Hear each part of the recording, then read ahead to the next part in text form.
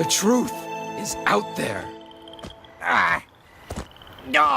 Sauter du coq à l'âne signifie passer brusquement d'un sujet à un autre, sans lien logique. Leap suddenly and disorderly from one matter to another. Sauter soudainement et de manière désordonnée d'un sujet à un autre. Dans le cas d'une traduction simplifiée, vous pourriez dire jump about from one topic to another. Jump about, ça veut dire sauter ici et là, d'une manière un peu agitée, un peu instable. My mind is jumping about from one topic to another. Mon esprit saute du coq à l'âne.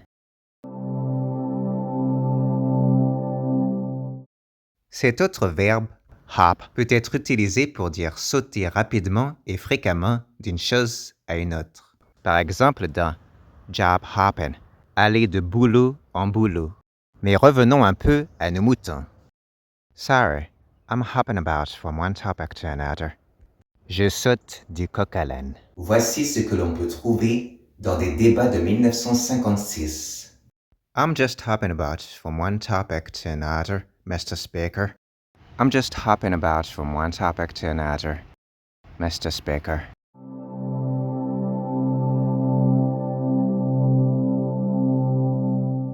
To go off on a tangent, ça veut dire partir dans une digression. Bifurquer. Don't go off on a tangent. Stay on topic. Ne bifurque pas. Reste sur le sujet. Ne passe pas du coq à l'âne. Wild. Wild signifie aussi inattendu, extrême. Extrême avec la connotation d'extravagant, car en effet, un coq à l'âne est une extrême digression. A wild tangent. A wild tangent. Une folle digression. Sorry, I went off on a wild tangent. Désolé, j'ai sauté du coq à l'âne. I went off on a wild tangent. I went off on a wild tangent. En faisant cette vidéo, j'ai découvert une expression américaine et régionale impliquant la piste des lapins. To go off on a rabbit trail. Essentiellement, c'est le même sens que l'expression idiomatique go off on a tangent. C'est aussi partir dans des digressions. Notez tout de même que c'est surtout utilisé dans le sud des États-Unis.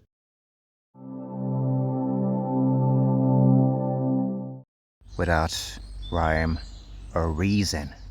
Cela signifie sans rime ni raison, sans logique. You always jump from topic to topic without rhyme or reason. You always jump from topic to topic without rhyme or reason. Tu sautes toujours du coq à l'âne. Certains dictionnaires proposent des traductions un peu ambiguës. Par exemple, jump from pillar to post, jump all over the place. Ces expressions signifient sauter dans tous les sens. Le sens commun de ces deux expressions, c'est le mouvement physique et chaotique. Aller d'un endroit à un autre ou aller d'une situation à une autre de manière chaotique. Par exemple, dans l'administration, quand on est ballotté de gauche à droite. Alors prenons cette expression jump from pillar to post. Sauter de gauche à droite, par mont et par veau. Ça évoque d'abord un mouvement physique, chaotique, désordonné, mais si on a une extension de sens, on pourrait alors avoir un sens métaphorique avec des pensées désorganisées. Par exemple, je pourrais dire qu'une histoire est fragmentée et qu'elle saute dans tous les sens. This cock and bull story jumps from pillar to post.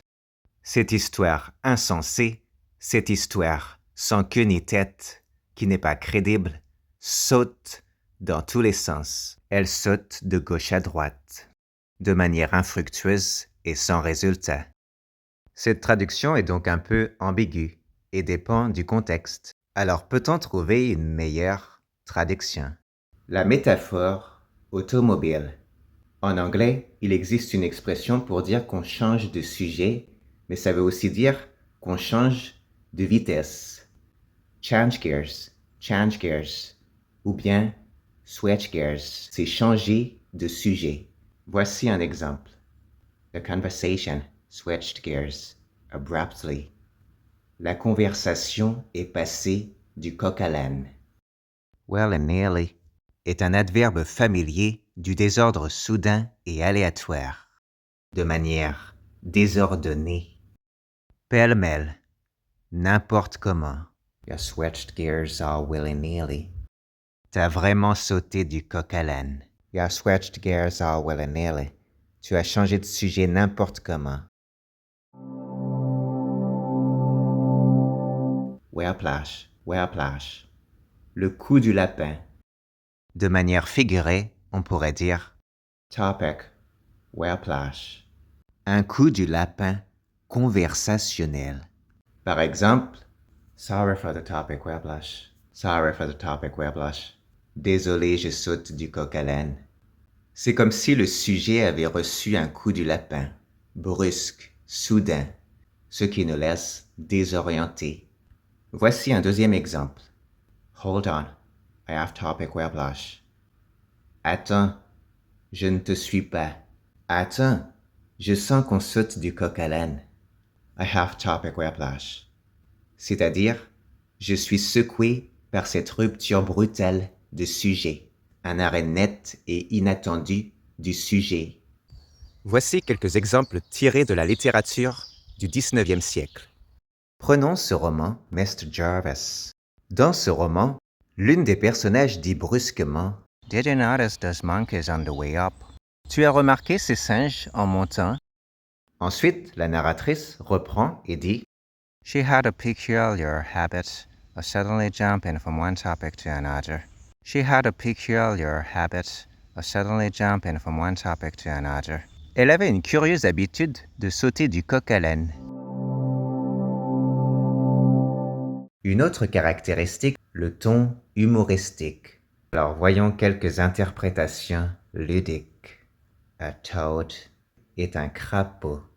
This is totally unrelated. Ici, vous avez compris, il y a un jeu de mots. Toad, totally. Crapautalement. C'est crapautalement sans rapport. On saute du coq à l'âne. Voici une question ironique et sarcastique. On peut savoir pourquoi tu sautes du coq à l'âne? C'est quoi le rapport avec la choucroute? En anglais, vous pouvez dire What's that got to do with the price of fish? What's that got to do with the price of fish? Well, the price of. Il existe aussi plusieurs variantes que vous pouvez utiliser. The price of tea in China. The price of tea in China. C'est quoi le rapport avec la choucroute?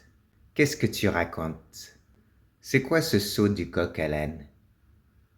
Ce qui m'amène à cette dernière partie. Dans l'épisode de 2006, la saison 2 de How I Met Your Mother, Ted dit ceci. That's one hell of a non sequitur. That's one hell of a non sequitur. On pourrait traduire la réplique de Ted de cette manière. C'est un sacré coq à l'âne. Il n'y a pas de lien logique avec ce qui précède. En fait, on a un mélange de langage familier, one hell of a, vraiment un sacré. Et ensuite, on a le mot non sequitur, un coq à l'âne, un illogisme, un non-sens qui ne suit pas. That's one hell of a non sequitur. On saute vraiment du coq à l'âne. Prenons un autre exemple. I'm a walking non sequitur.